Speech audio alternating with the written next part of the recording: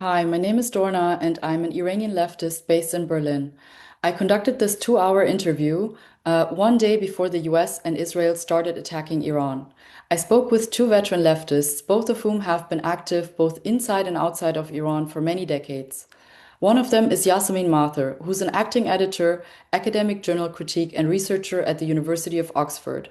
The other one is Azar Majedi, who's an activist, writer, and head of the Organization for Women's Liberation. She was in Iran during the time of the revolution in 1979 and also in the brutal crackdown that followed in the 80s. I last spoke with both of them during the height of the Jina uprising in 2022. Now, again, I wanted to ask them what is going on in Iran. As a first question, I asked both of them to give an overview over the January uprising, who were the classes involved, what were the demands, what was the dynamic, and why was this uprising crushed so brutally. Here's what they had to say.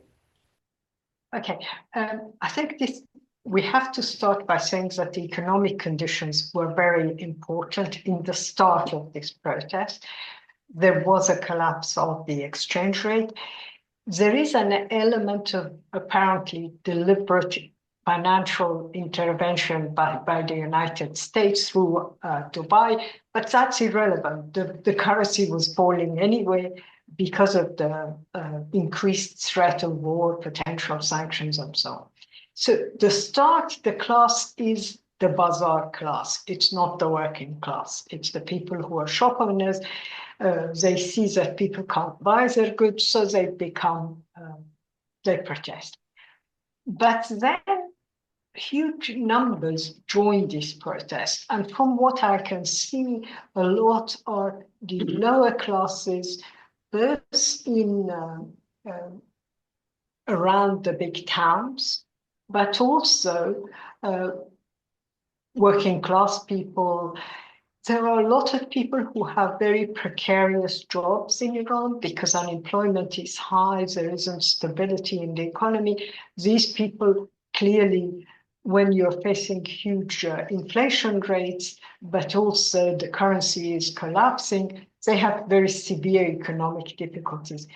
What I haven't realized is also that if you like, the very rich who have become very rich under the Islamic Republic, some of them through corruption, some because they kept the money they had during the previous regime, private and state-related, super rich, and makes this poorer class even angrier, and justifiably so, because increasingly a lot of people can't afford basic food, and then they see the waste, if you like, excessive use of money by this super rich, which is a very small minority, but exists in most towns, even not just in Tehran, it exists in provincial towns.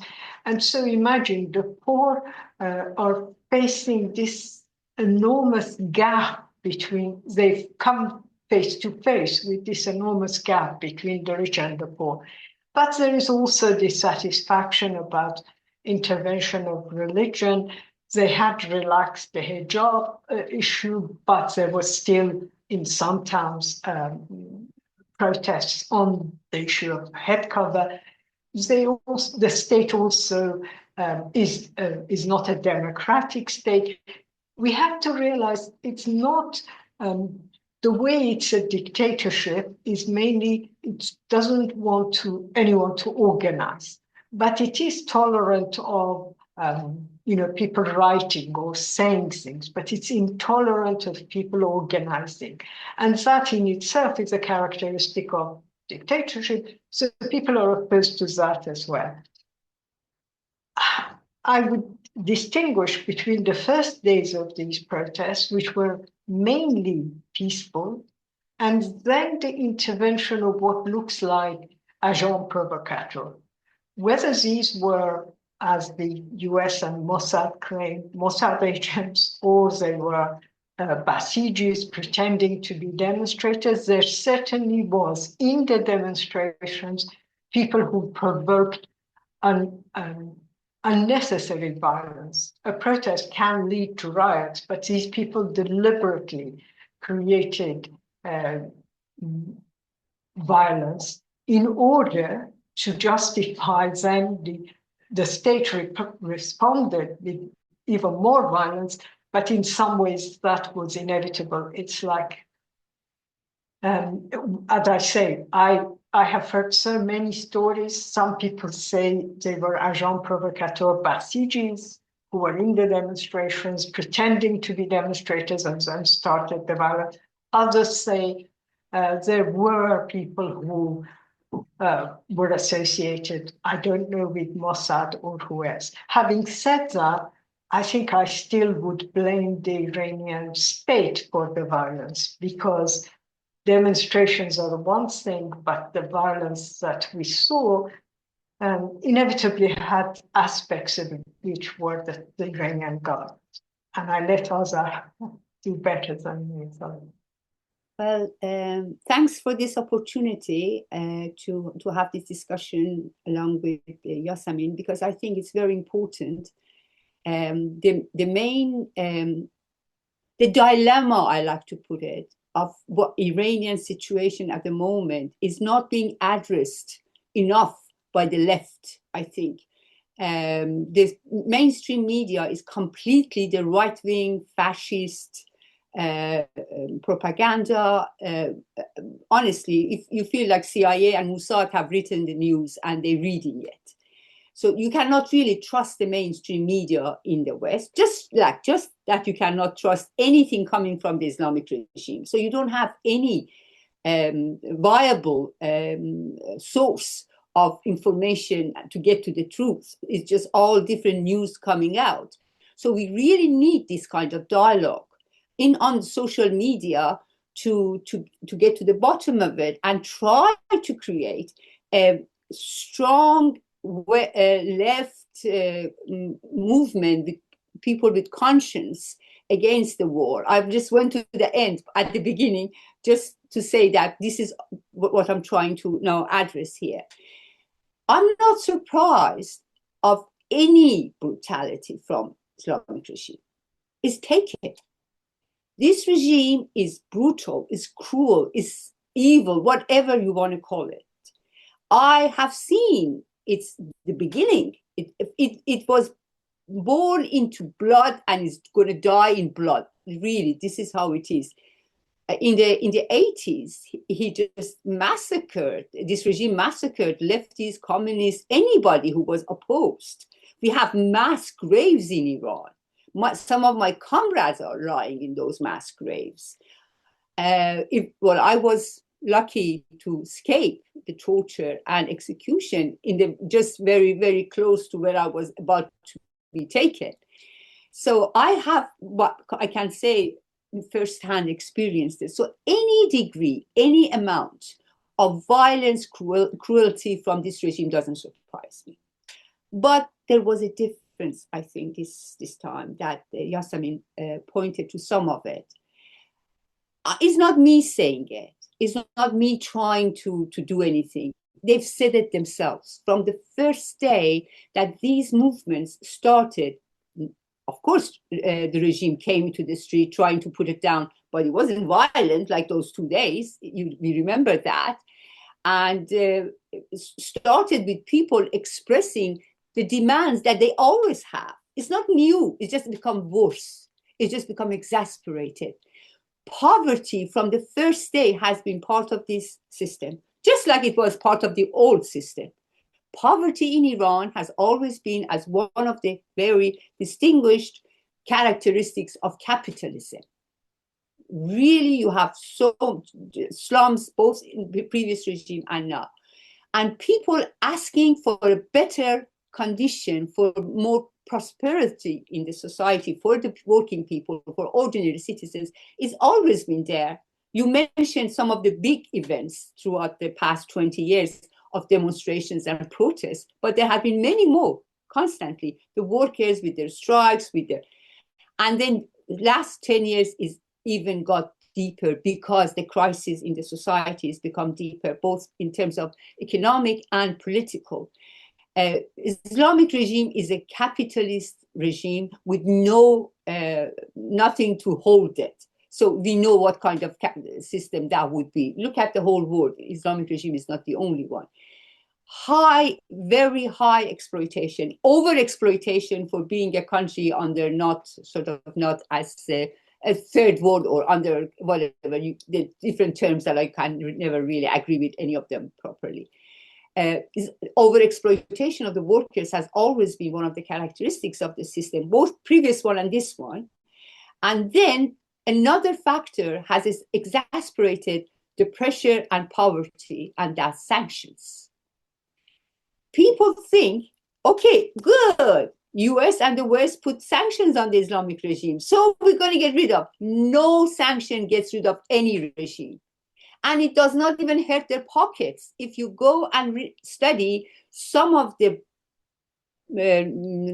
elements of this regime have actually profited from sanctions by going through the different lines and putting millions in their own pockets.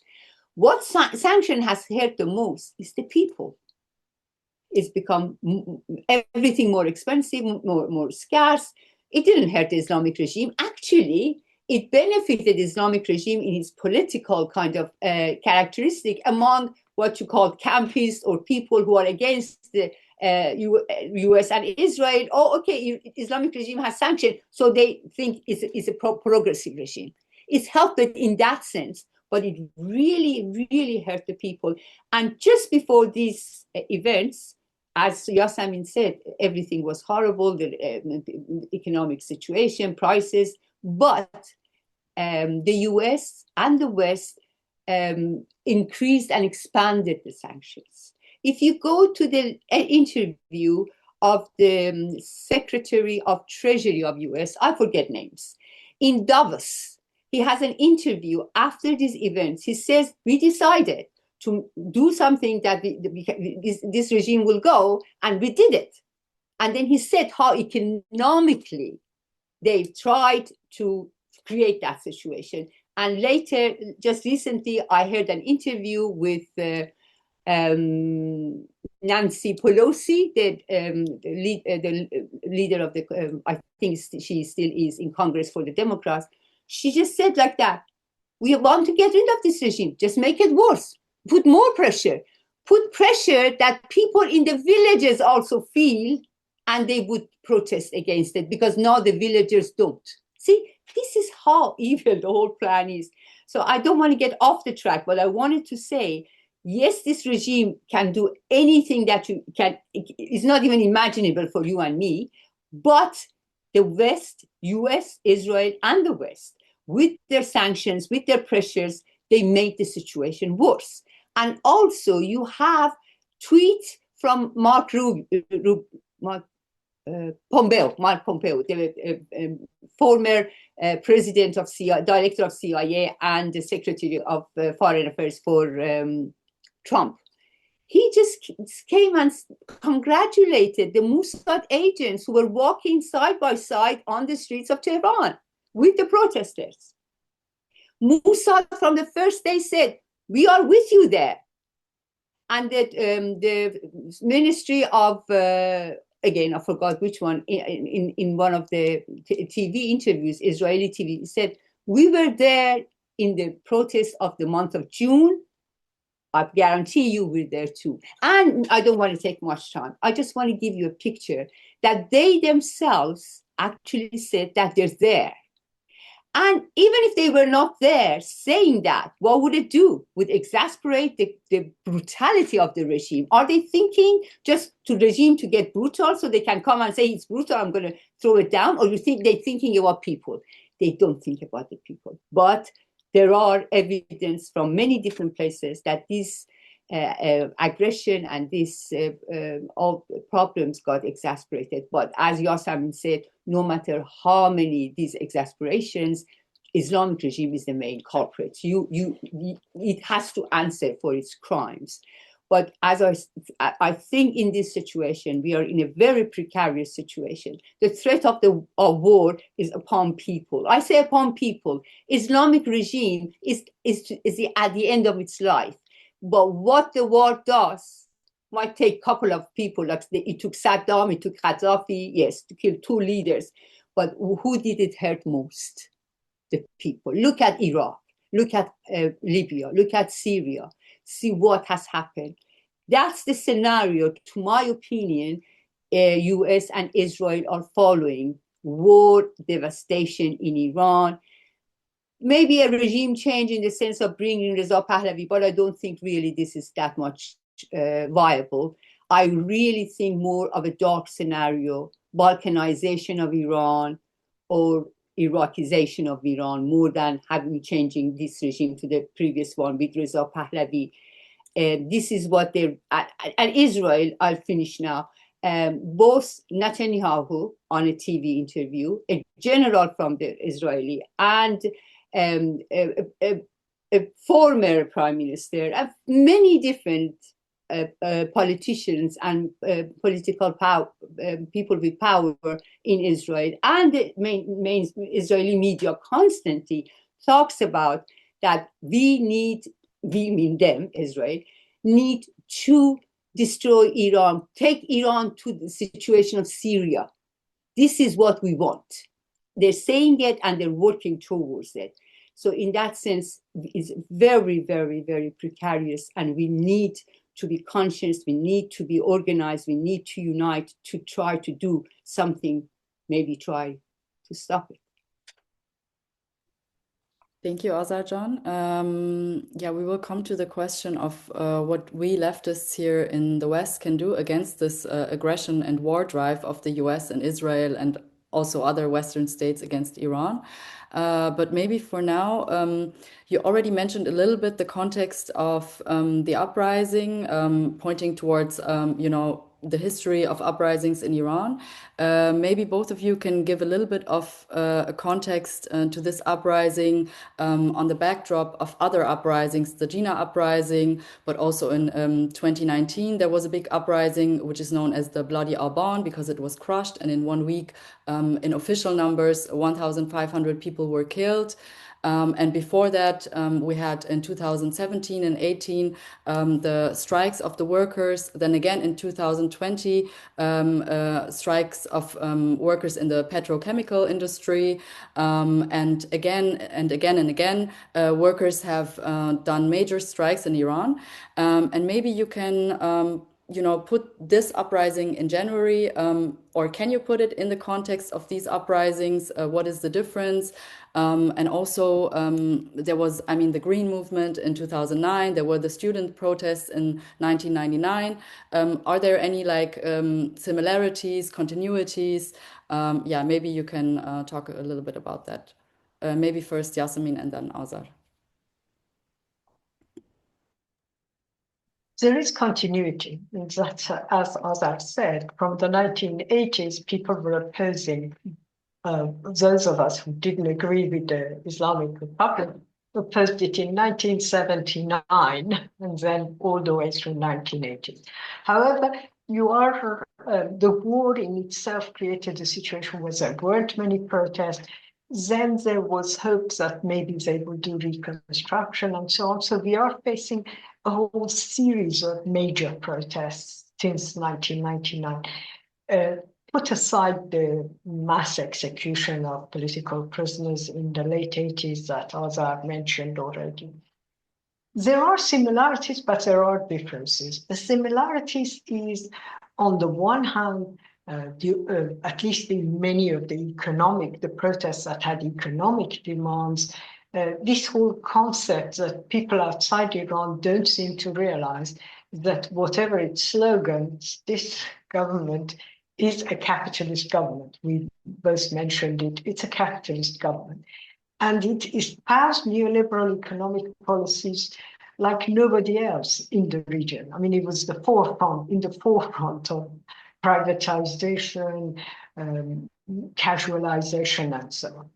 So inevitably, we've had protests by workers because they were the victims of casualization. They were the victims of privatization. The oil industry has now hundreds of companies. So you can't organize an oil strike because it's not one single company, it's hundreds of companies. And then you had the start of the whole the sanction story was well explained by Azar. I don't want to repeat it, but imagine people were making money at the expense of the poverty of the others. And the West knew this, but it was like part of war, because you create the enemy inside the country and then you have the enemies outside the country. So it was deliberate. There are differences in some of these protests. I would put aside 2009 because that was a debate within the regime. I think both of us thought at the time, it's good that people are fighting for their vote for democracy, but that vote was really insignificant because it was between bad and worse, in my opinion. And so, in a way, and it's quite funny because quite a lot of these people who had, like Musavi, who had lots of people on the street demonstrating in their favor, never challenged the supreme leader or the constitution of the Islamic Republic. So these were, I mean, people had no hope, so they went to these demonstrations, and opposition people went to the demonstration, but they weren't concerned about who won the vote because they knew whoever is president will not make much of a difference. It's confined to what happens there.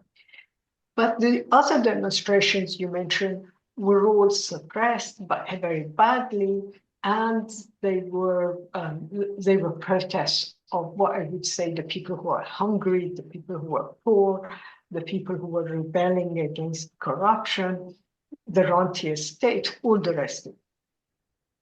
Many of them didn't go that far because of the numbers. Numerically, they were more limited. They weren't small, but they were more limited than the protest in January.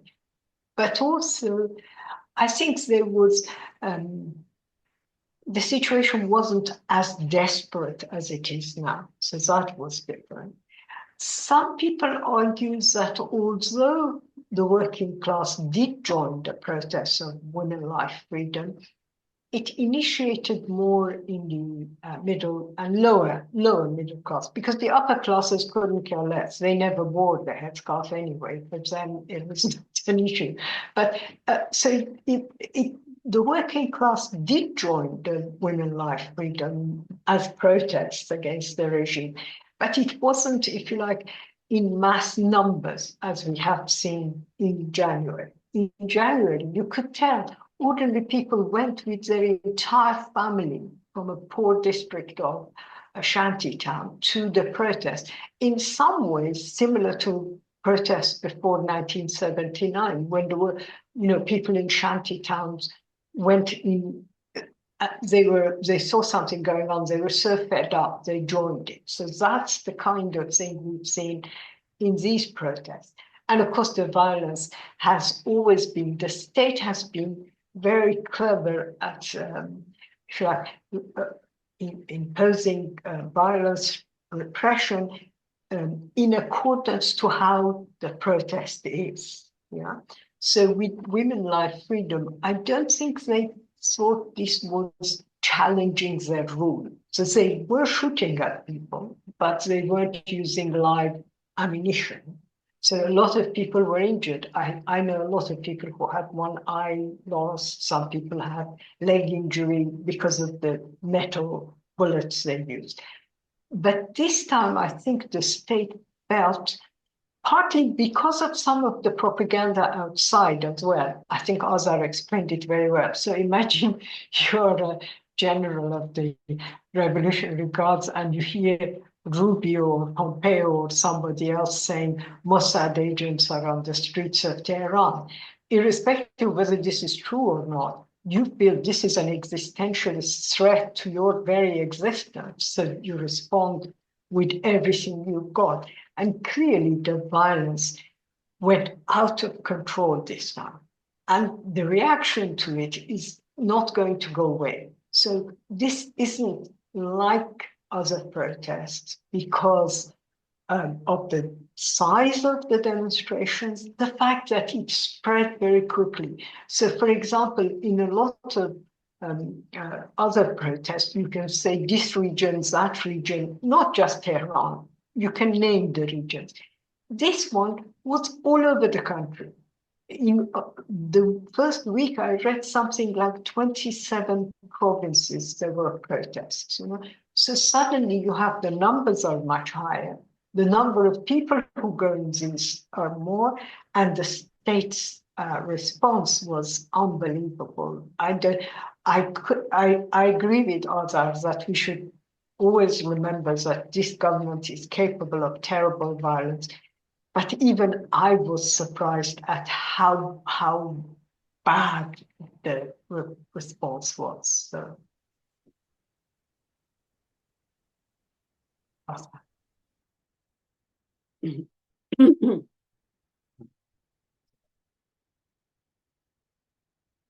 Well, yeah, I try to say points that would not be repetitive because so we could cover most area. I agree with the protest of 2009, which was called Green Revolution.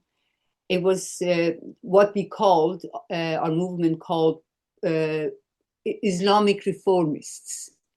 Reformist has a much wider context, but there it was, what, like you're talking about Khatami or talk, and then the tragedy or even the comedy is that Mousavi became the leader of the protest. You know who Mousavi was?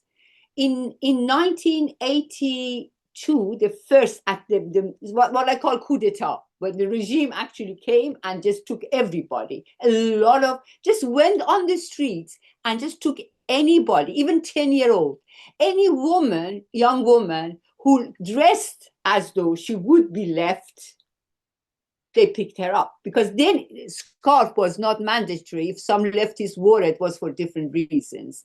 The mandatory veil was reinforced a few years later after the crack and crush of the movement.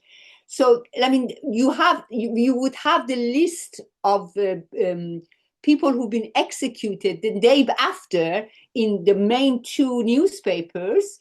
Some of them were just first name, and those were also not real names. And some of the ages were 10, 12, 14. After that, Mousavi was then the foreign minister of the Islamic regime. And in the mass killing of 7 years later, he was the prime minister. I mean, look at it. He was supposed to lead this reform movement against Ahmadinejad, but people came to the street. Some of them delusional, some of them with this movement, but a lot of ordinary people came with hope. I totally understand. They came with hope. But when you started from 2019, and even before that, I think it was 2017, 18, with the workers' movement in Khuzestan. You have Haftape, and you had steel, Fulad, and also some oil. But these two movements were broad, for long period. You had workers, and they started their general assemblies. It was a totally different movement. And Islamic regime arrested the leaders, like, for example, Ismail Bakhshi and some of the others, tortured them, and so on and so forth. So it took a long time. I could never really completely crush it. Still, there is something going on with other. And then you had that what's called Aban movement over the prices of oil, that many of the people who were killed were thrown into water and lakes and so on and so forth. So you had that. And then what is sort of become known of woman, life, freedom, I never really quite agree with the slogan. I think it's very, very vague. That's why for a long time, even monarchists were using it. In the time that they had this meeting in where was it? Georgetown University. They used this slogan. That's how vague that slogan is. But anyway, it had. But all the protests you saw in Iran, they were shouting freedom, equality. You hear freedom in a lot of countries in protests. I haven't heard freedom, equality so much together in other protests, like in the what's called Spring. Middle East or Arab Spring or whatever. So anyway, I want to just be very quick. And to my opinion, women's liberation movement actually defeated Islamic regime de facto. The women's liberation movement de facto overthrew the hijab, what I always used to call the flag of the Islamic regime. Islamic regime would take a long time before it says, okay, I agree. It just says, okay, no, but it's this banner. It cannot just put it away, you know. It's not even like divorce law. It could change the divorce law, but veil is different. But look at the pictures now. Women come without the veil, even in funerals. They even carry the coffin, something that it never happened in Iran before. You know, even when there was not banned, it was not part of the tradition. So, I mean, there's a lot of things that women's liberation movement, also the freedom loving movement, workers' movement, have actually pushed back the Islamic regime. The balance of power has changed. But what these things, this repression, this foreign intervention is going to do is going to put that balance back again. It's not helping the people. People were pushing. Islamic regime was trying to go back little by little in order to keep itself. This regime is not the regime that was in 80s. It doesn't have that power, not politically, not even by force. It cannot do it. It's a whole different society. So if foreign intervention stays out, people will get rid of this regime. But that I call revolutionary overthrow in the hands of people, and people will bring their own will, their own power, something that seems now very difficult, but this is what I'm hoping for. Just one sentence and I finish it. Look at the past history of Iran. For the past century, 3 times, at least 3 times, people really came to the street to get rid of the dictatorship that had come to their country by colonialism and imperialism. Reza Khan, the grandfather of this guy, who brought the British. And then in the 1941, because he was collaborating with Hitler, who took him away? Britain, US, and Soviet Union. Then what did they do? They brought his son back. And then again, in 1953, you know, everyone knows about the nationalization of oil. What did they do? They brought his son, or this guy's father, to power. And you know what? This is what I'm saying. Their emblem is fascism. On the day of the coup d'etat, they had somebody called a thug kind of, I don't know what of these, called Shaban Bimokh. Shaban Bimokh in English means somebody who has no brain. His name was Bimokh, no brain man, okay? He was the leader of this coup d'etat, with a group called Siyah Jamegan, means black dressed, or dressed in black. Who were they? They were fascist. They were openly, officially a fascist group. And then what else? They took those poor slaves of prostitution house in Tehran, which was run by this mafia gang, poor women who were hostage there. They brought them also to the street.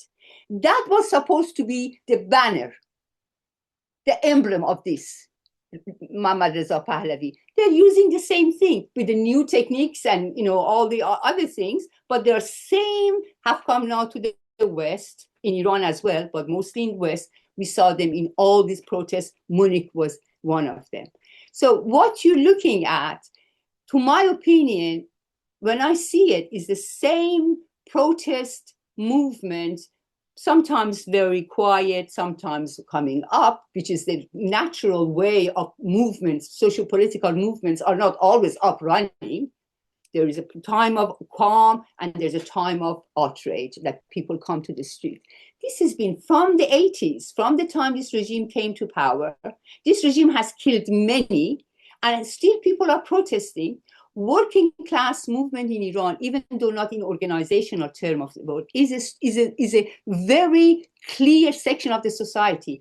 Something that you even now in the West you forget. You don't know working class. What is working class? Is it? But in Iran, you have a working class. Everyone knows this is working class, and they're trying to organize themselves. They're trying to protest with different measures, but it exists. This is what I'm trying to say. It exists very clearly. And then you have a women's liberation movement. Then you have a students' movement.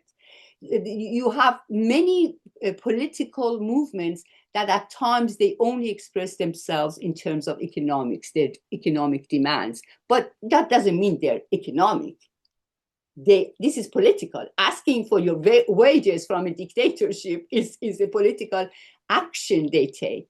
So in that term, and also, I always believe, maybe I'm illusional, I don't know, I really see that the leftist socialist aspirations and goals are strong in the societies. In the terms of organization, no. You don't have any real leftist organization or parties which can really organize and do much. I hope it comes. I hope it does.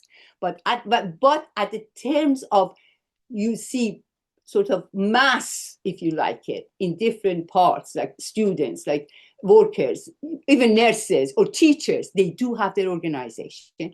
They do have their meetings.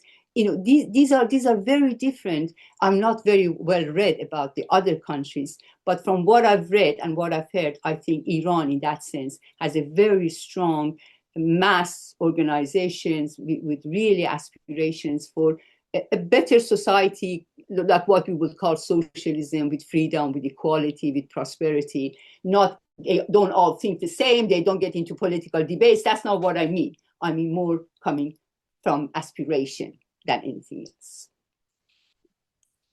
Thank you so much.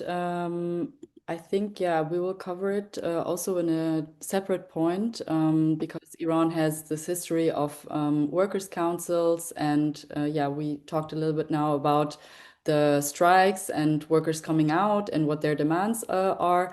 But maybe we can take a little bit of a step back and you guys can talk about or describe the political economy of Iran. Yassamine, you already said a little bit that Iran is a neoliberal, capitalist society. My question would be, yeah, is it a neoliberal free market capitalism? Is it state-controlled capitalism? Is it an oligarchy? What is the relationship specifically for us Marxists? I mean, when we think about it, what is the relationship of the specific ways in which capital is accumulated in Iran and in which property is owned to the political system, to the theocratic, authoritarian character of this regime? Maybe, yeah, you can talk a little bit about this. You have to first remember that the religious movement in Iran had an association with the Bazaar. So they were never against private property. I think if you read, somebody here had read Khomeini's various theses, it's very clear he's in favor of, they haven't even claimed otherwise. I know some of their supporters outside Iran have illusions, but these people have always said they are in favor of private property. In a way, they have never claimed to be anti-imperialist because they think imperialism is a Marxist term. They're not in that way. What they argue about and what they talk about is we are against the arrogance of the West. So that's different from having economic separation from imperialism.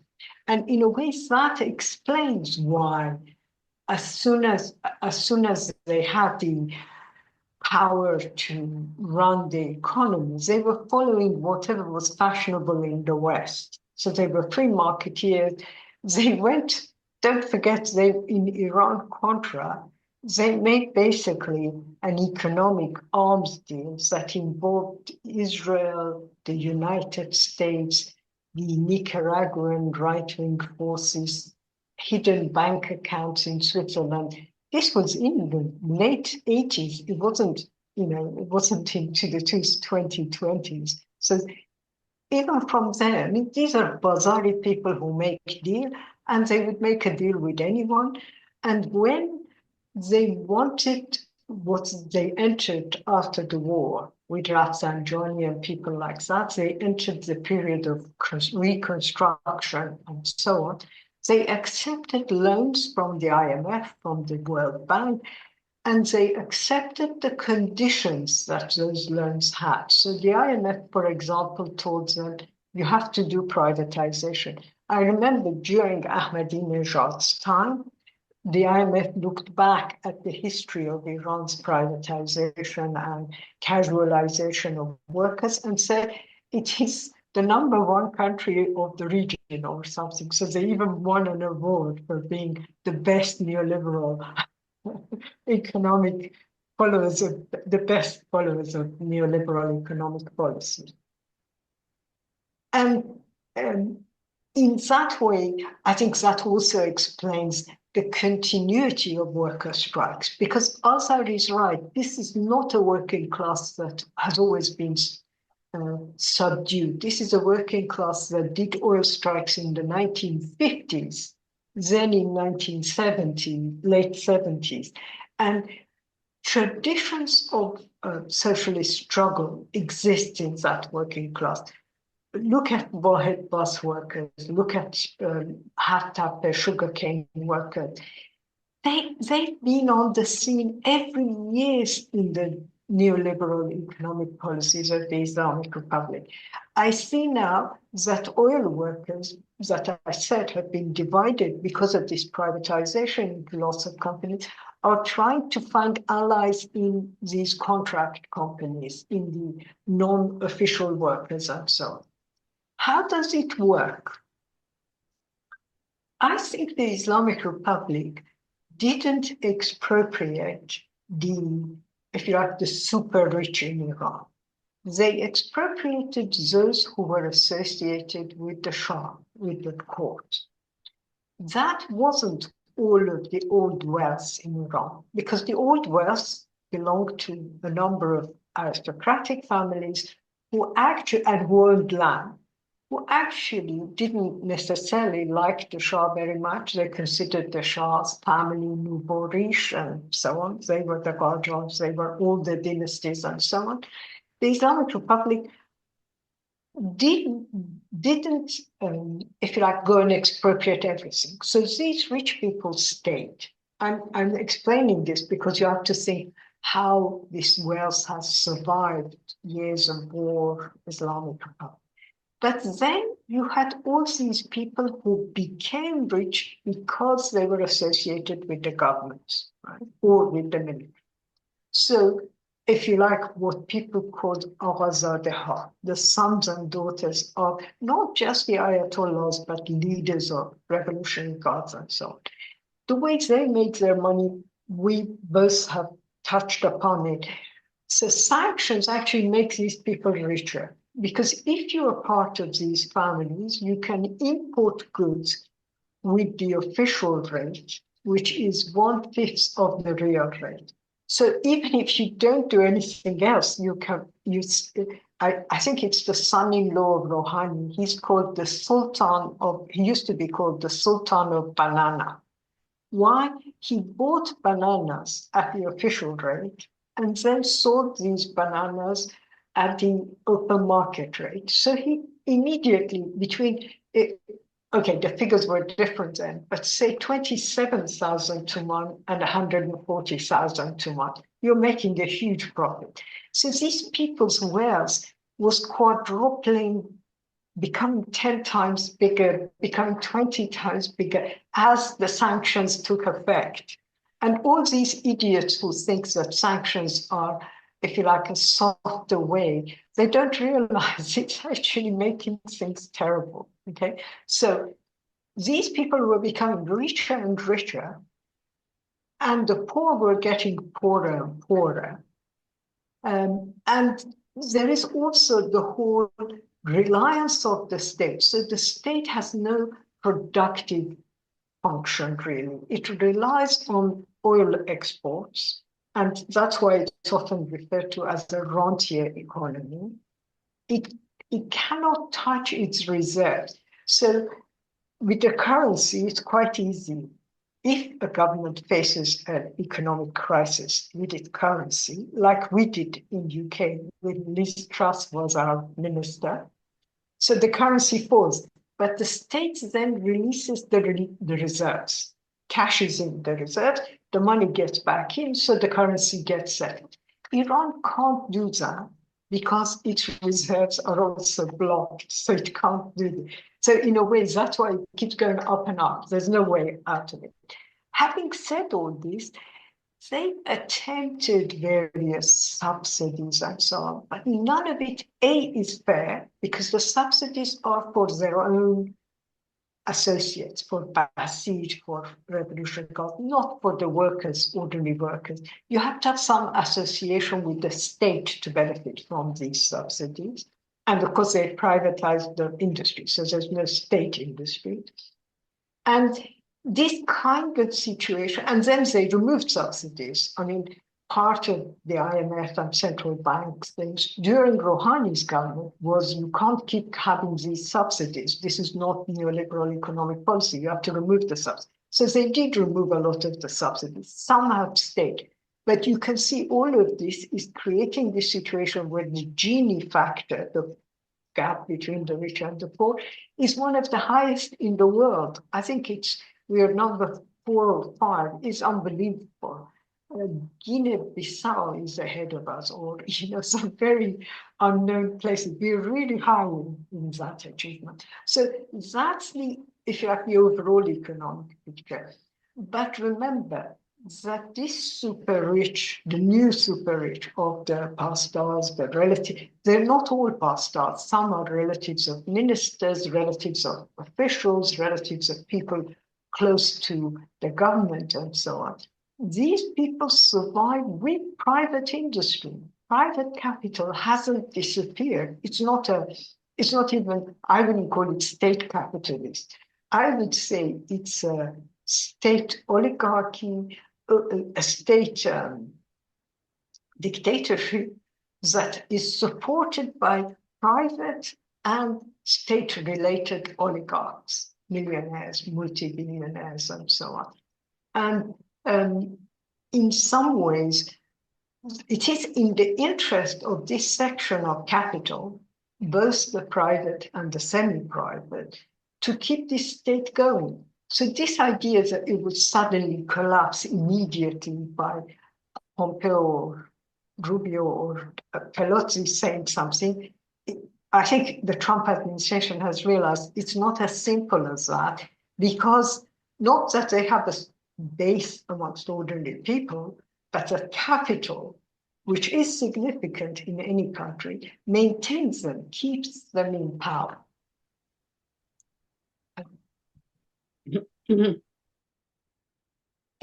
Well, Yassamine makes my work easy. She gives a lot of information, so I don't have to.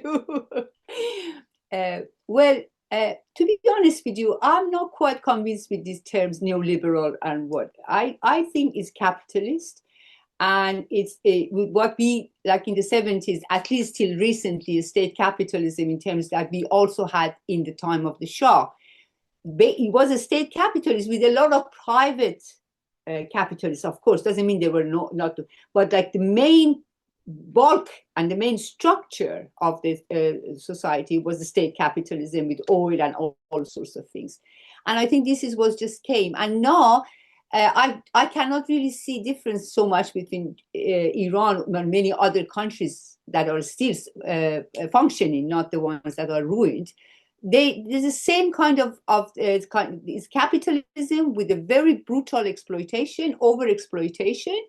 And some of them have a closer relationship with the like sort of US and the West, some closer relationship with China and maybe Russia. The BRICS, that now Islamic regime has also have become part of BRICS. But so what we see, as Yassamine mentioned, is a huge difference between the rich and the poor. And the working class is really, really overexploited and is really under the poverty line.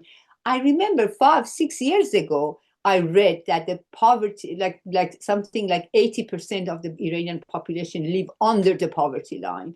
I don't know what to believe with the figures, but these are the things they're talking about. So it's capitalism in the sense that sometimes they say no liberalism. So you think if you get rid of no liberalism, the capitalism would be okay. To my opinion, no, it's capitalism, and the capitalism in the 21st century. And now we see the whole is not only Islamic regime that's so brutal, even all the old democracies are turning into fascist governments. Just look at how fascism is growing in the West. Look at the US. honestly, look at US, what Trump is doing, what ICE is doing, all these things that are happening.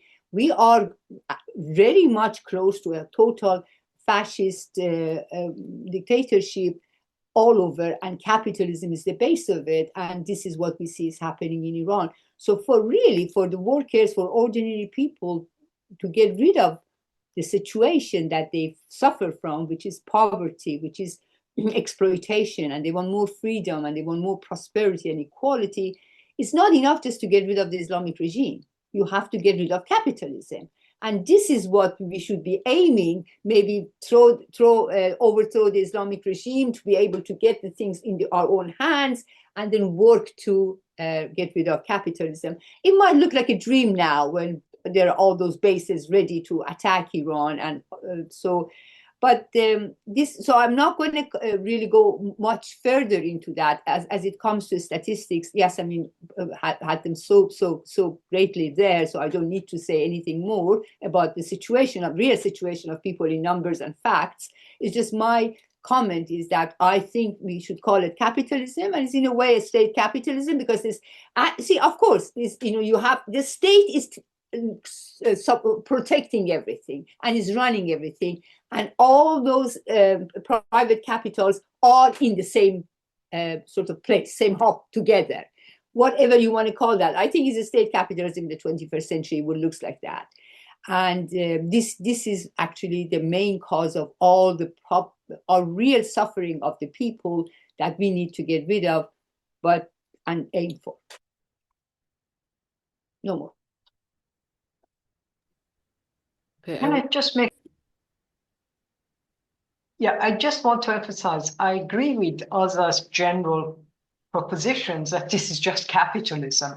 I was referring to very specific policies they followed in terms of privatization of what they had nationalized in 1979.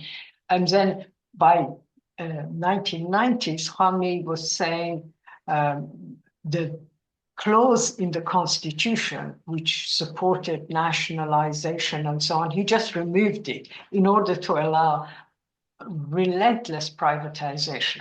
That's it. Thank you so much. Maybe Azar, John, you can also explain the term overexploitation, and also maybe the fact that, I mean, I always read different numbers that range from 50% to 75% of the economy are in the hands of the Revolutionary Guards. I mean, this is also something that is specific in Iran, and maybe not comparable to, for example, you're in the UK or I'm in Germany. So there is a difference that armed, factions of the regime also own, a majority of the economy. Maybe you can address that. Yes, sure. See, this is the term that was used when you've been explained imperialism and the countries under the power of imperialism. It started from Lenin and so on. There were discussions that how actually in the Western states, the workers were better off because this capitalism could subsidize that with the stronger exploitation of the workers in countries like Iran, which were under this, and they all were under dictatorship as well.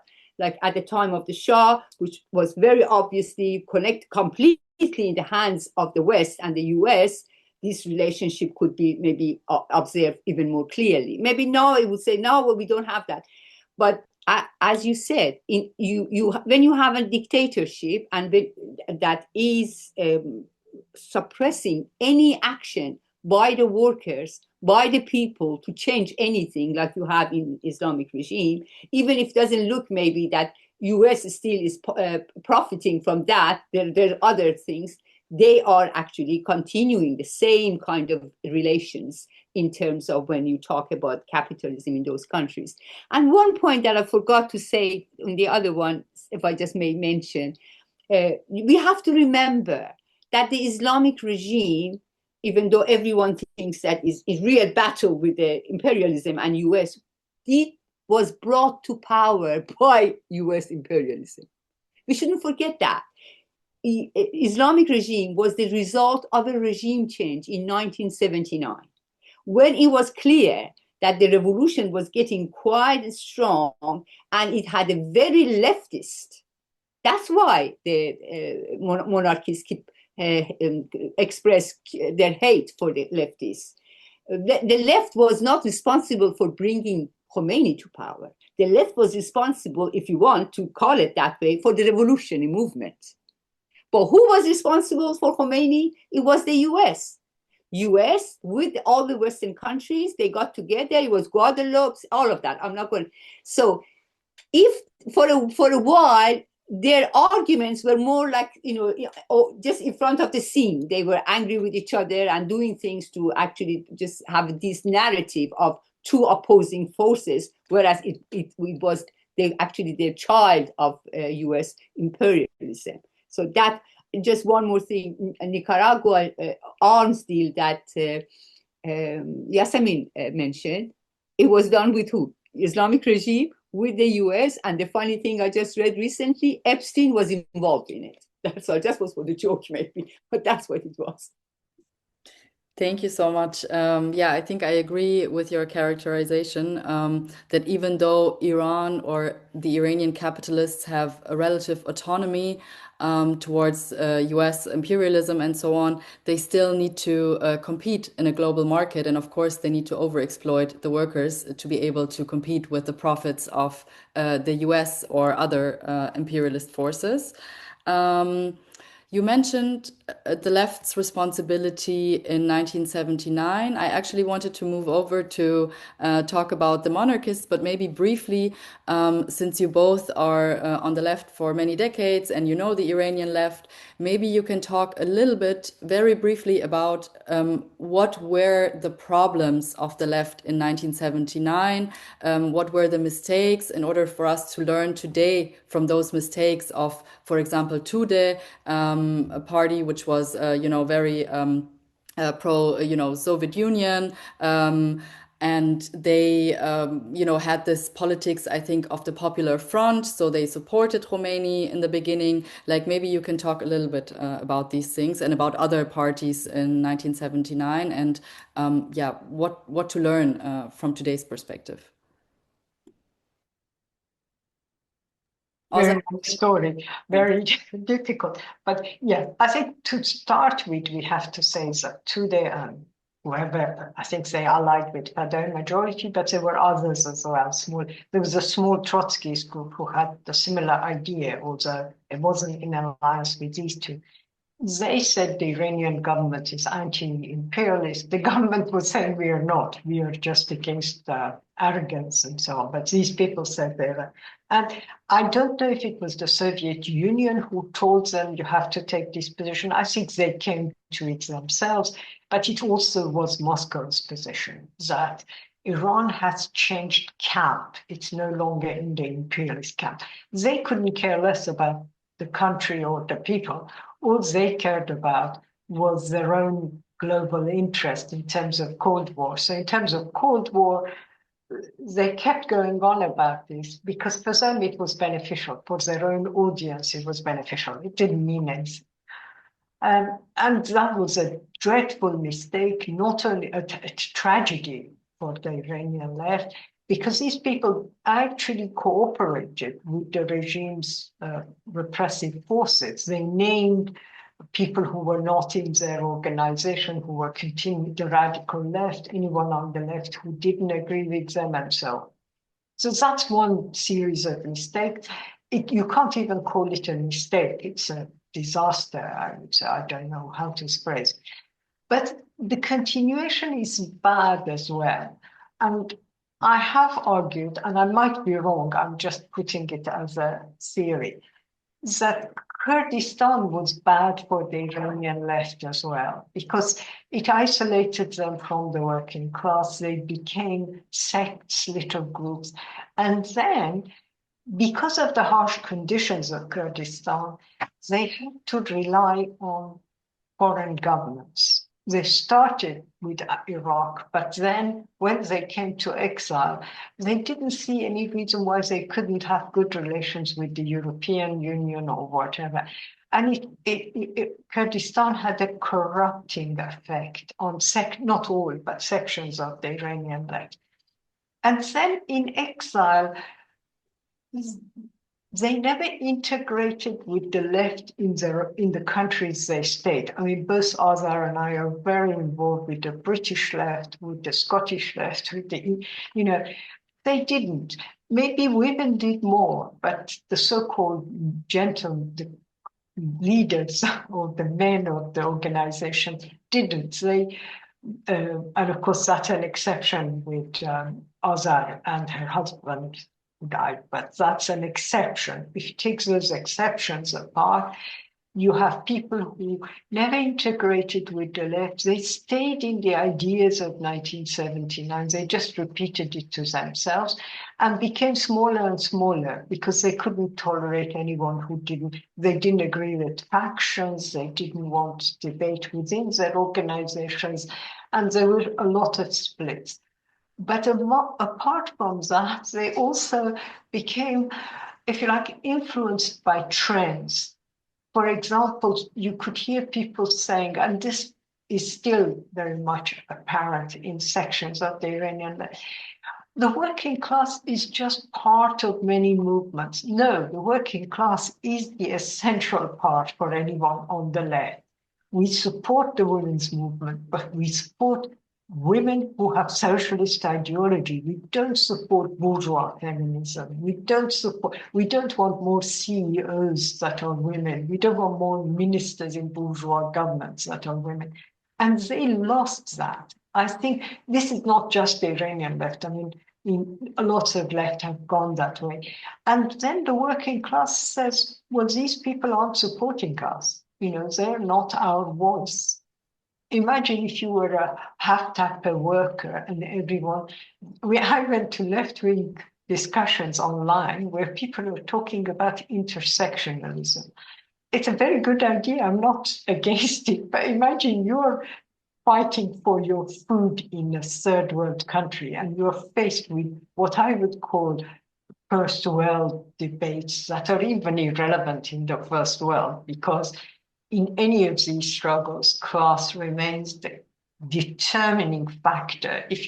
For upper class, gay, transgender people, there has never been a problem. There will never be a problem. It's for the working class that we have to fight for those rights. And they lost the class issue, in my opinion, and increasingly became, if you like, they all believed in Western governments fight for human rights. They were all looking for human rights supporters and so on. And this has been the trend. This doesn't mean inside Iran there aren't people who consider themselves left and who have nothing to do with this exile left. But of course, they are under repression. They get arrested as soon as they put an article out or something. So the left hasn't died, but the left in exile is not. I can't find anyone I can work with very few exceptions, individuals or people like Azar. I can't find many people I can. Organizationally, it's very difficult.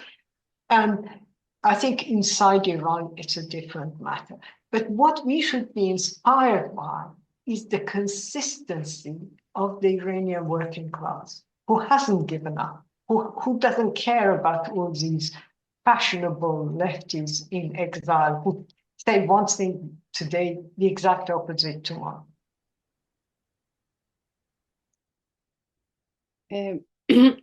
Well, I'll start from the end of what Yassamine said. I don't want to forget or lose the context. I 100% agree with Yassamine. Class is our main point.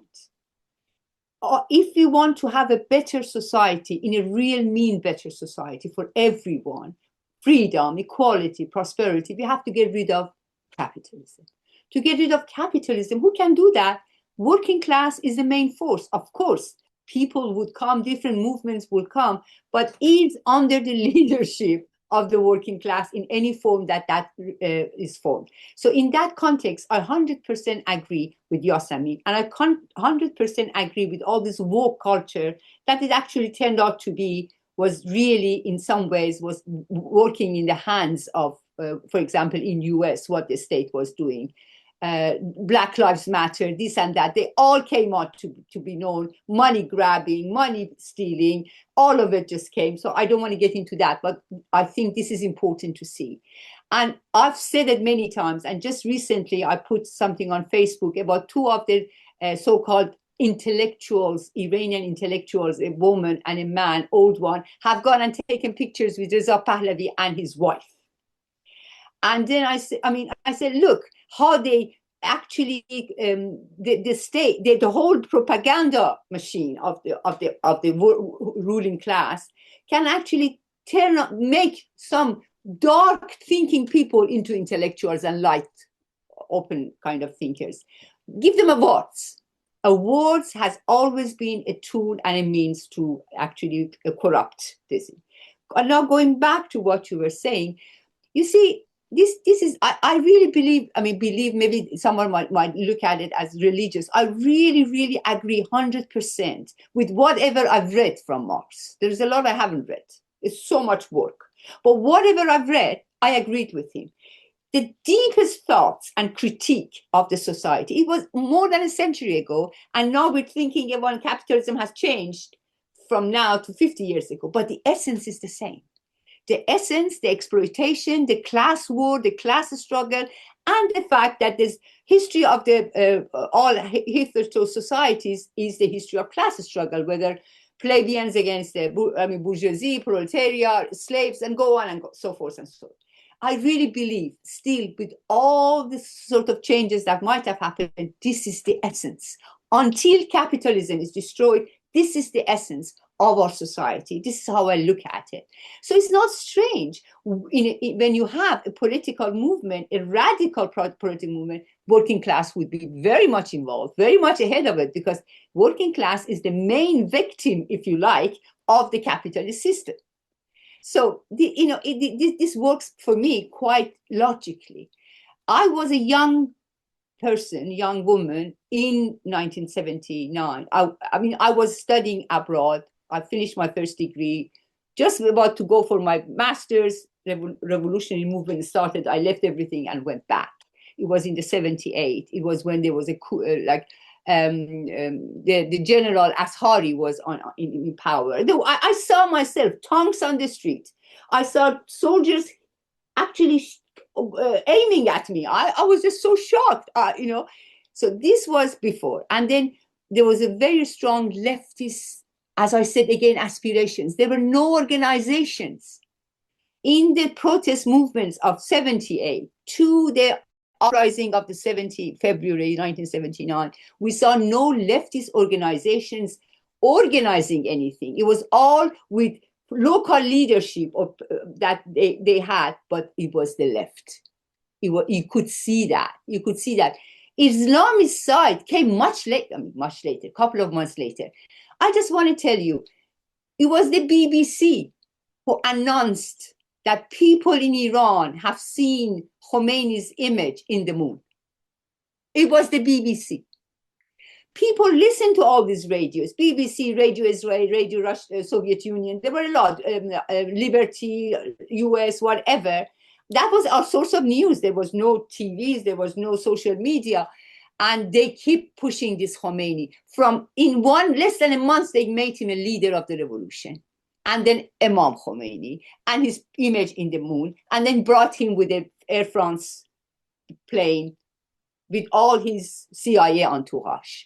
So it was they thought everything is done, Khomeini went to home, but then it was the left who actually did the uprising. But that time, the difference between then and what they say, people had arms and attacked Basij now. Then people did not attack hospitals. People did not attack people on the streets in demonstrations. That I have letters from some young people that saying that they were attacked by the some protesters, that they were saying Javicha. And it was very obvious they were agent provocateur, I think, as Yassamine was mentioning that. Then what did they do? They attacked the political prisons. They attacked Evin prison. They attacked the other prison. They attacked, and they brought political prisoners out on their shoulders. This is what many people, maybe not young people, don't know about it, but then it was really a symbol of that revolution. It was left. I'm talking, again, I like to say that because politically or ideologically or maybe perspective-wise or theoretically, there were a lot of differences between the left. That was very obvious. And you had the Tudeh party, the pro-Soviet party. I really think they just took their actions from the Soviet Union, and the rest was that's what they did. There was this Fadayan, which was, to my opinion, populist but radical. They very quickly became two branches. One called majority, one minority. The majority became like the Tudeh party. And these two organizations, everyone knows, they helped the regime to find political leftists, even they helped with the torture and interrogation. And then they themselves became victim to the regime, the torture, like the General Secretary of Tudeh party, for example. So this, but there were a lot of debates. And as revolutionary times, like Marx also talks about it, it comes something, and then the ideas just move around so quickly. It was, I was a member of the Union of Communist Militants, which had, like we call it revolutionary Marxism, had a different opinion. It was sort of very critical of populist movement. And the populist movement was saying we have a national bourgeoisie would stay with the workers against the capitalism. This is one of the main issues that Mansour Hekmat actually critiqued and wrote about, and about the war, like Iran-Iraq war. And then we had the unity with the Komele and created the Communist Party. I would say something about the point that Yassamine mentioned about the courts. But these ideas very quickly, and I like to say about the populism that was very much dominant in the left, and the trend following that Yassamine, then the trend was the veil is not the problem of the working class women. So we don't deal with it.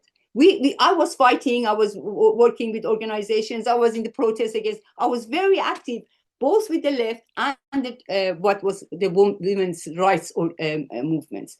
They would say, no, a lot of debates. They would not even sometimes, I had something translated by Alexandra Kollontai and had a preface on it, introduction. It's one of these leftist populist movements. I was working only on the women's question with not other things. They refused to print it, publish it. So, but now in the women rights, women life freedom, they would only talk about women. I mean, from then to here, there's no balance. Me, I always had the working class in front of me, but I always fought for the women's rights. And as Yassamine very nicely put it, I always was criticizing bourgeois feminism. My problem was not Hillary Clinton should become president, or women should be able to go to the army, or women should, no. My problem is to have real equality and freedom for all people, including different genders. So, but on the question of Kurdistan, I agree now, Kurdish nationalism has become very strong and is actually working very closely with Israel and Trump and US, and they're asking for the US and Israel to bomb Iran.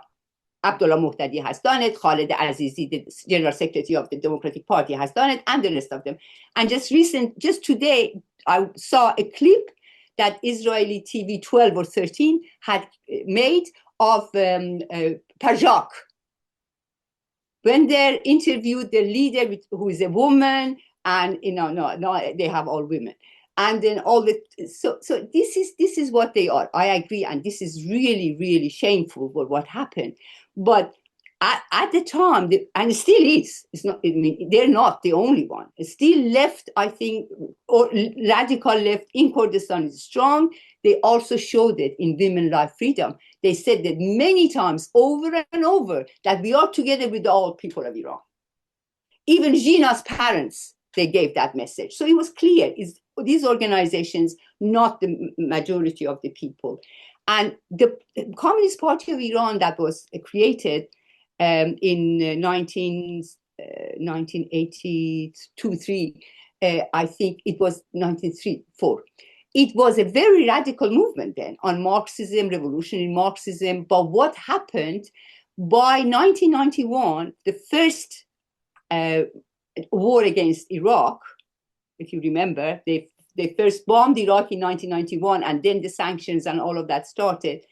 Then they started this Kurdistan administration kind of place. It's not independent, but it has its own parliament. So immediately Kurdistan became a hub or a place, a base for the US. And part of the Communist Party of Iran, Abdullah Muhtadi, they smelled the money and power. They switched towards the Barzani and Talibanese family in Kurdistan and nationalism. That's why that was the main reason we actually separated from the Communist Party of Iran and created the Worker Communist Party. So yes, when a place is sensitive and our eyes on it, then they will try to do what they can. And Kurdish nationalism is as fascistic, to my opinion, as the monarchist. And we've now seen how they beg US to bomb Iran. Abdullah Muhtadi has even said, well, look at Japan. It was US used nuclear bombs. In an interview, I've heard it myself. Nuclear bombs in Japan. See, now Japan is a democracy, very progressive, and with the US. He was actually saying, well, even nuclear bombs is okay. So we have to just have this kind of distinction about different movements that they are. I still believe very radical socialism is strong in Kurdistan, but the problem is there are not real party organizations that can bring this force into the picture.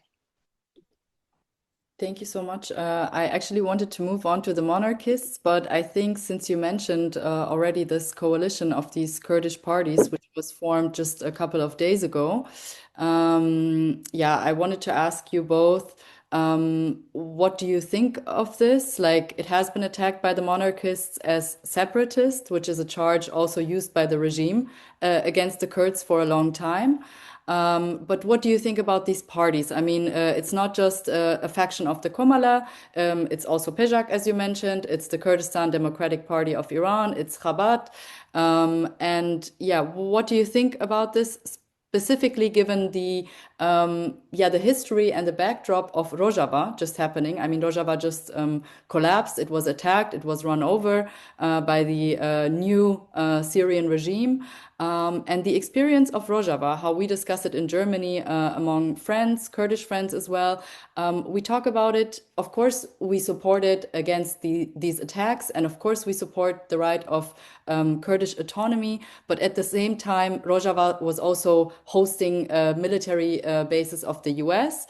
And the Kurdish leadership in the Syrian revolution, they made a deal with Assad not to, because they made this deal, they didn't extend the revolution in Syria.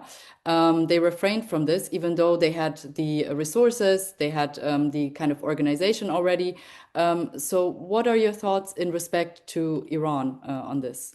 Maybe first Yassamine and then Azar again. Yeah, I think nationalism is a problem, and especially if it dominates your politics, right? So we can support the right of the Kurdish people, whatever aspirations they have. But once they organize simply on nationalist lines, it becomes a problem. First of all, the history of the Kurdish movements since Barzani, the older, the grandfather, to now is a case of they are nationalists in Iranian Kurdistan. They get money from Saddam because he's not the Iranian rulers. Well, what about what he does to Kurds in Iran?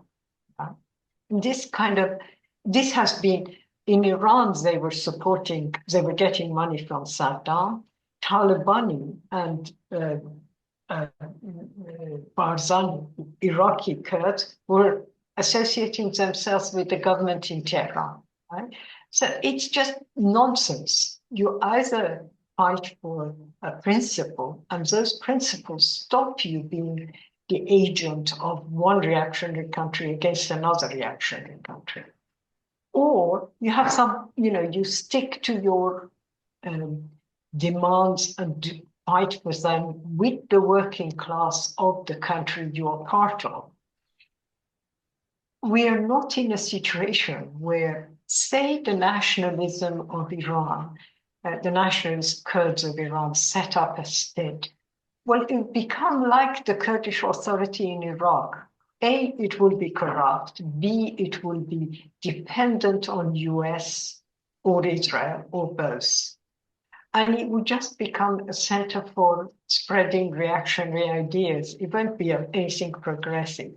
Rojava was the best of these examples, but once they said, and it started very simply, they first said, we don't mind imperial US dropping food aid from planes. Yeah, so that was the first thing. And then they accepted, as you said, US troops. Then, for a time, in order to survive, they made a deal with Azar. All of these, I've personally written a lot against that because I think it's a question of selling principles for the sake of survival. Who has benefited from the Kurdish movement in our region? Israel. Who has benefited from the Kurdish Authority in Iran? Israel. Iranian Kurds who visit Iraqi Kurdistan, I've spoken to some of them, they are shocked by two things. One is that Iraq on the whole, including Iraqi Kurdistan, is very underdeveloped. So since 2003, clearly it has remained at the state it was during Saddam's time. Now, I agree that so-called development in Iran is under a dictatorship, it's terrible, and so on. But there is, capitalism develops countries and there is development. So someone was telling me they visited Iraq and then went to the Kurdish Authority area, and they were shocked at how everything looked more third worldly than Iran, more global south than Iran.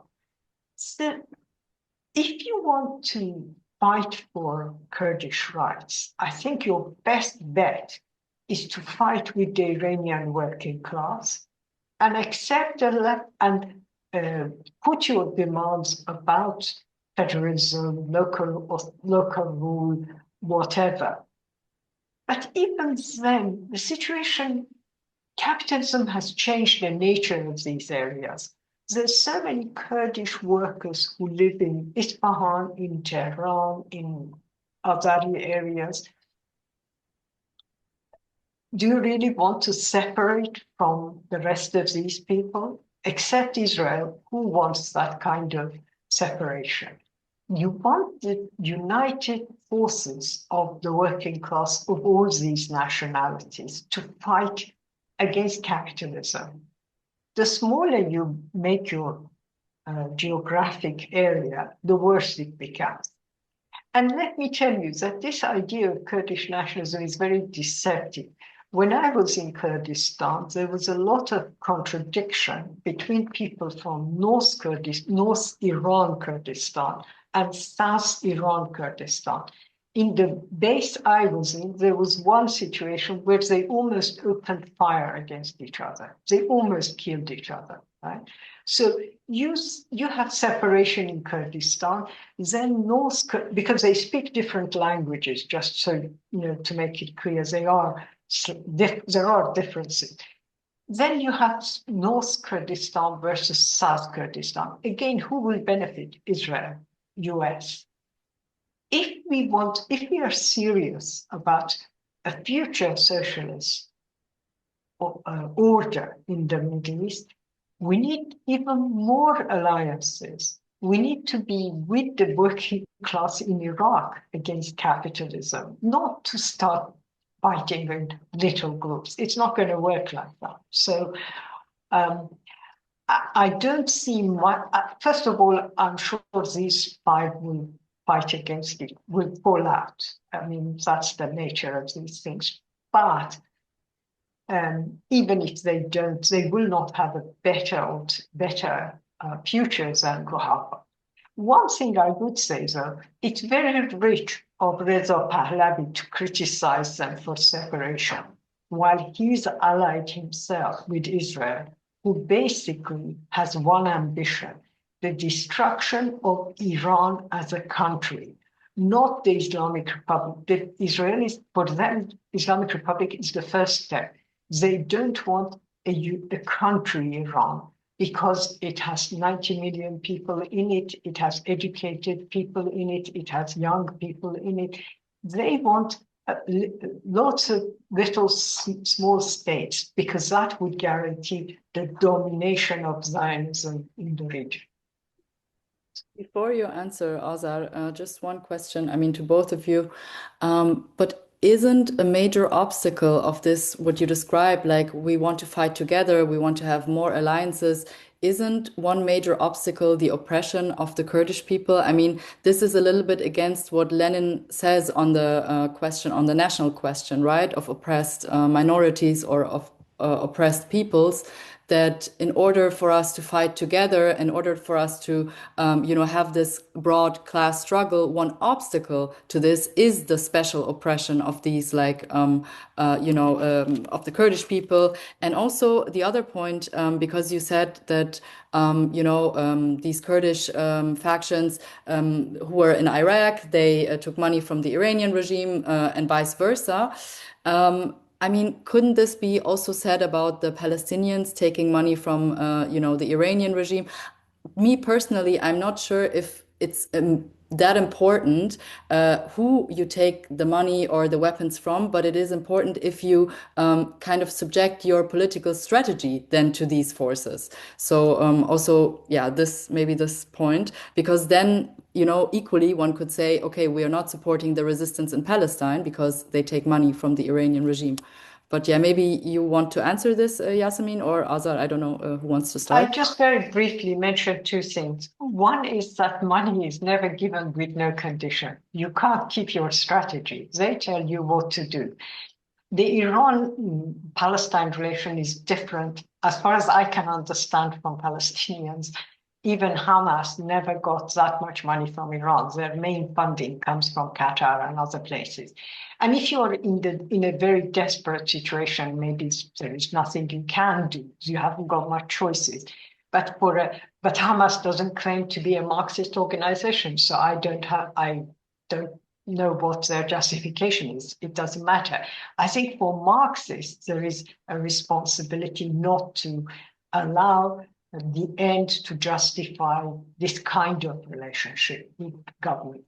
I tell you, Saddam was imposing regulations on the Iranian Kurdish groups, so they couldn't publish criticism of Saddam. Never mind the Kurds; they couldn't publish criticism of Saddam. In terms of rights, you are right. We have to defend the rights of national minorities, but we don't necessarily have to say my own view would be, and it's not always popular, but I would say I would support the right of national minorities to separation, but I will spend every hour of the day campaigning against it by arguing to them that this is not the right way to do it, right? But yes, you have to have a dialogue, you have to discuss programs, you have to see what rights they want and give those rights. But I think, there are other people who tell me, comrades, Marxists, who tell me Lenin wrote this in the first part of the 20th century, and in the 21st century, we have to think that global capital has different power, and we have to look at it differently. So I'm not 100% that it's true to say national oppression, but yeah. Thank you. Yeah. Azar? Sure. just one thing. I need to go in half an hour so that we're going to finish, right? Otherwise, I have to go. Someone is waiting for me. Okay. Well, this is a very interesting topic. We got somewhere else. Our position in a better world, that's the program of the Worker Communist Movement, which I follow.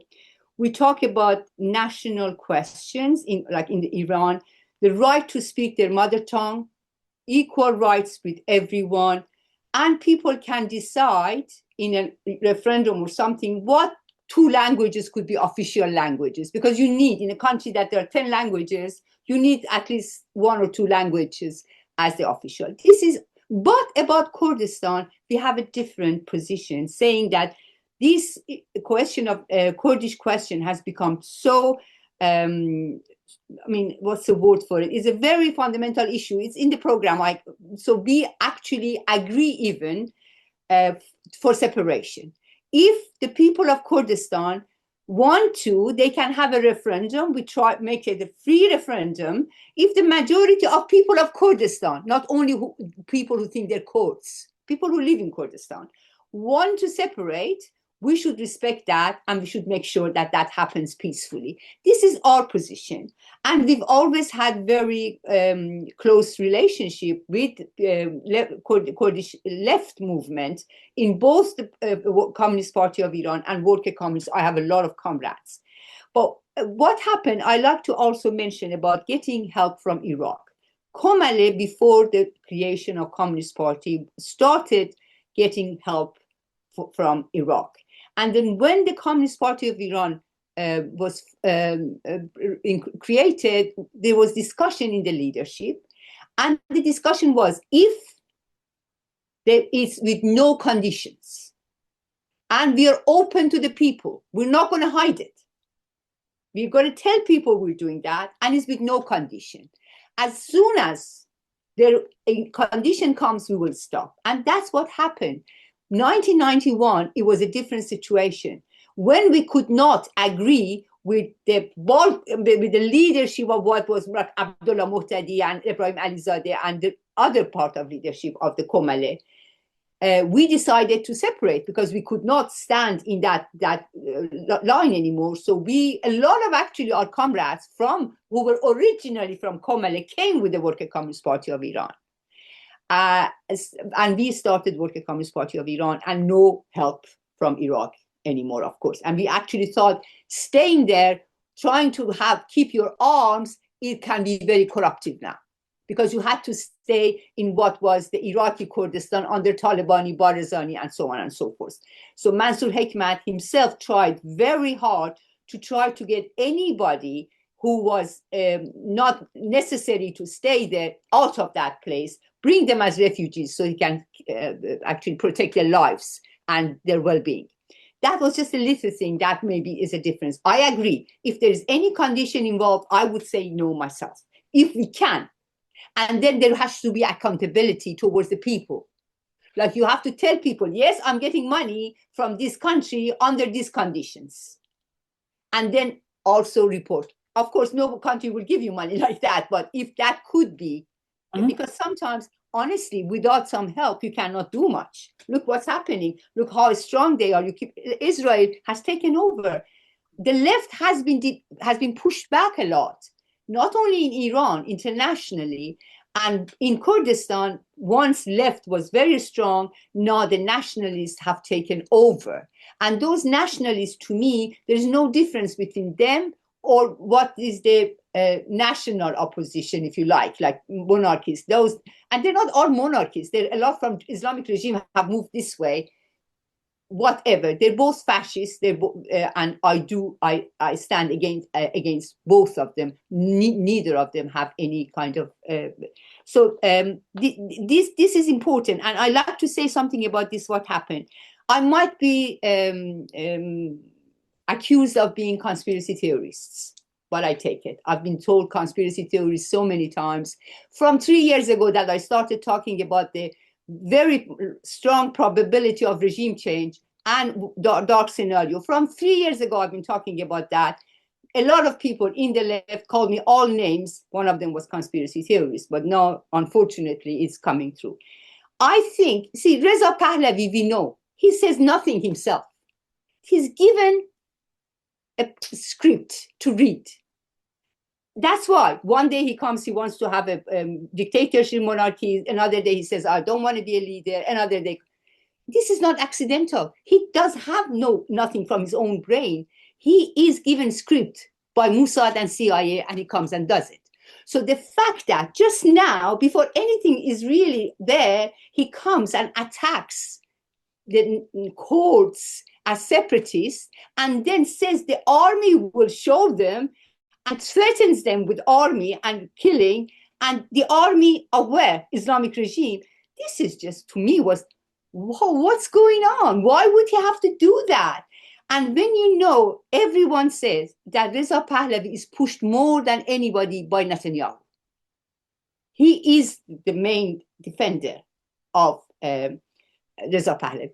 On the other side, Kurdish nationalism, I don't say Kurds, Kurdish nationalist movement are very much supported by Israel. We've seen in Iraq, Barzani, Talibani, with the Iranian nationalism, and Syria that was mentioned. Yes, I was one of them who said, hurrah to Rojava. Women are getting freedom, getting rights. It seemed like something really progressive is coming out. I have videos, writings, and then all of a sudden things changed. They started working with the US. They helped US steal the oil of Syria. And he was very much, and see, Kurdish question is changing. In this Middle East, new Middle East and Great Israel project, Kurdish question is changing. What started from the collapse of the Ottoman Empire as something they can keep always to put people against each other and fight. That's why they create all this ethnicity and all of that. Now it's changing. I don't want to go into that. It would be a long discussion. But whatever it is, when I saw that, I said, why would Reza Pahlavi attack its closest allies? The Kurdish nationalists and Reza Pahlavi, they're the puppets of Israel and US. They're begging for a war against Iran, bombing Iran, and all of that. Why would they all of a sudden fight against each other? I really believe is the Mossad and CIA script again.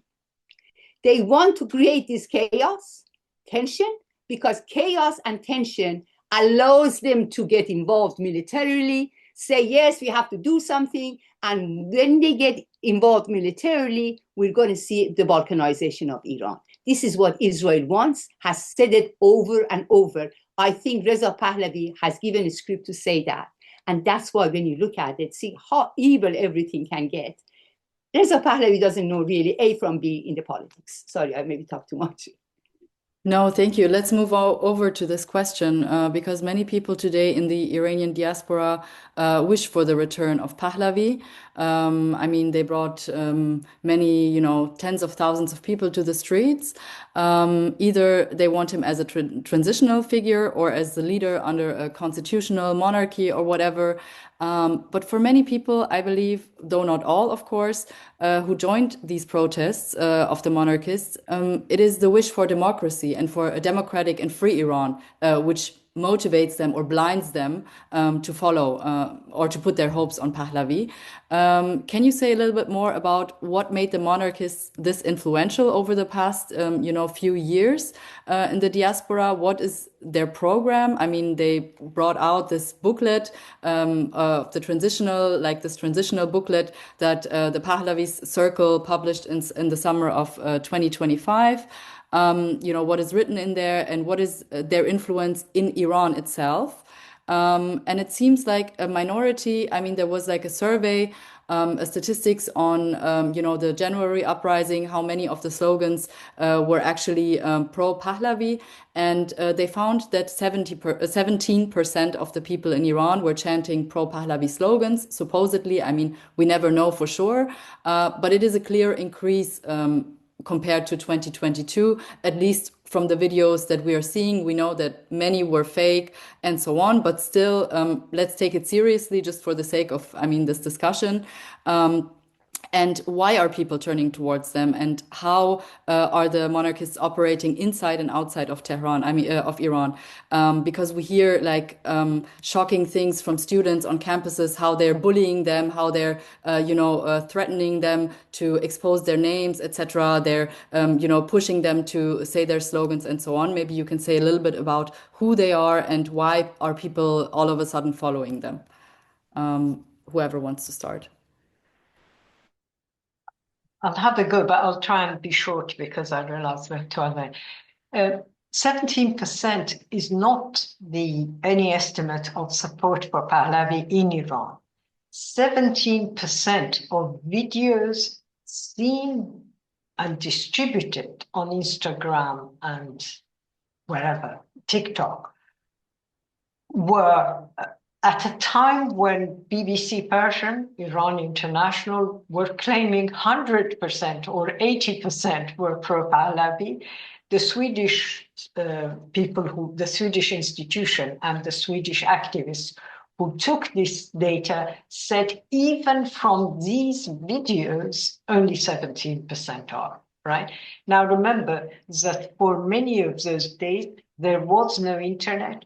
Only the richer people who had Starlink could have sent videos. So this is 17% of 5%, 17% of 20%. I don't know. But I think we shouldn't think that 17% of the Iranian people support Pahlavi. That's not what the study says. That's one thing. The other thing is that I think Azar referred to it. In the last 10 years, we've had a very constructive campaign by Mossad to revive the monarchists. They made a very fancy film about Reza Shah, the modernizer. That was part of it. Then they had all these singers, musicians, so on. So it started with cultural push and then became a very clear, active political push.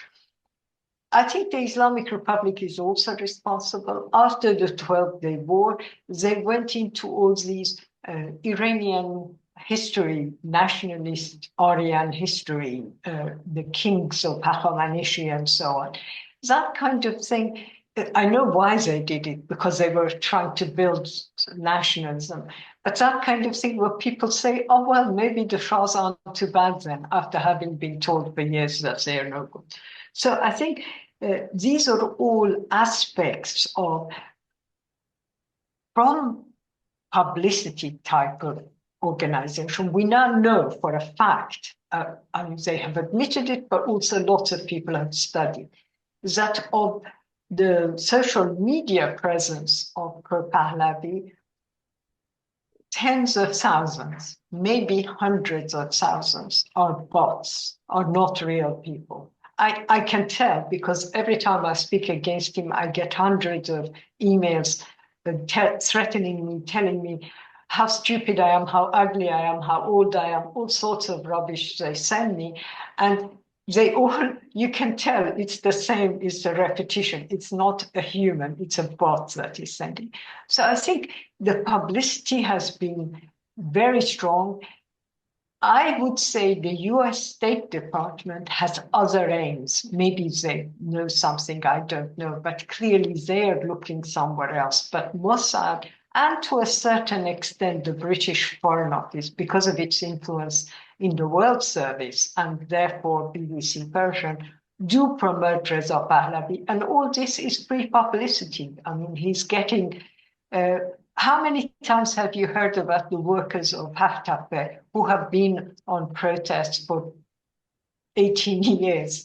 You haven't heard much from them. But as soon as somebody puts up a pro-Pahlavi, you have a propaganda. I'll stop here. Yeah, good points, good points. Yes,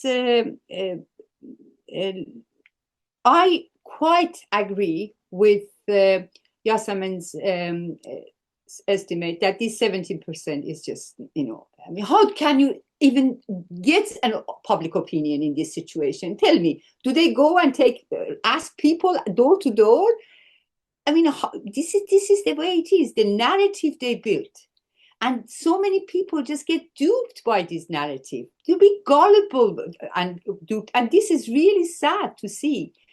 And in diaspora, there are more than 5 million Iranian diaspora, including you, Yassamine, me, all right, and our families. Even if you agree the 500,000, which is a lie, in Munich, with many different measurements, the most that they say there were 25,000.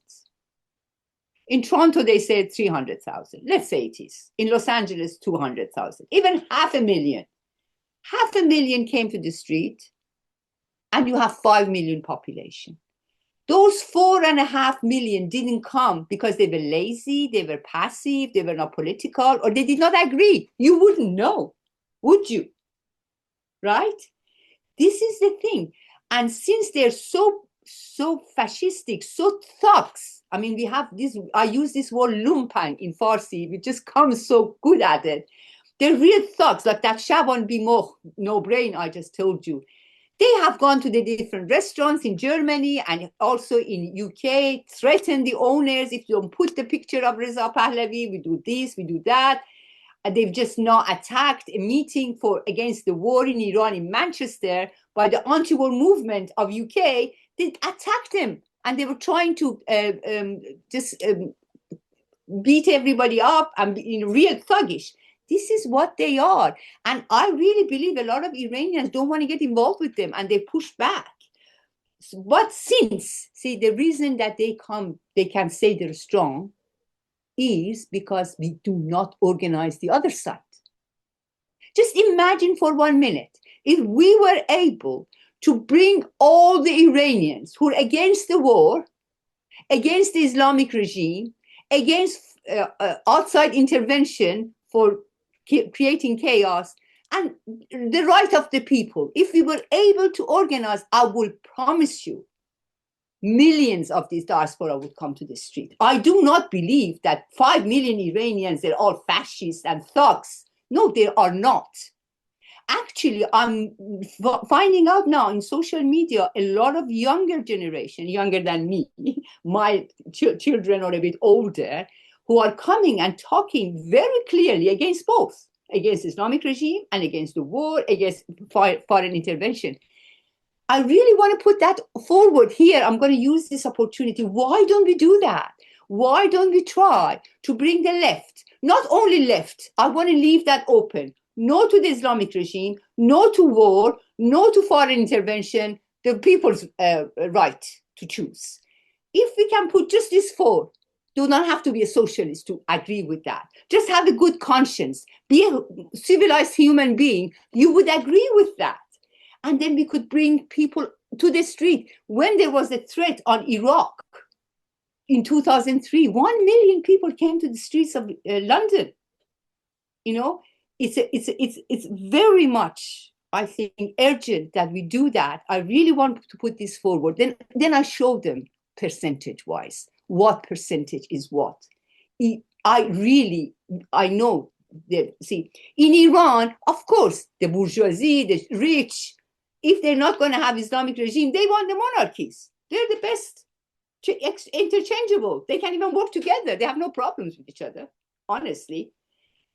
But the rest of the people, do you think people are crazy? Maybe some young people don't know anything and have just been duped by the propaganda, but I don't think that's really the case. I don't think people in Iran are in any degree really supporting the Islamic regime. And in the diaspora, I think the majority will not.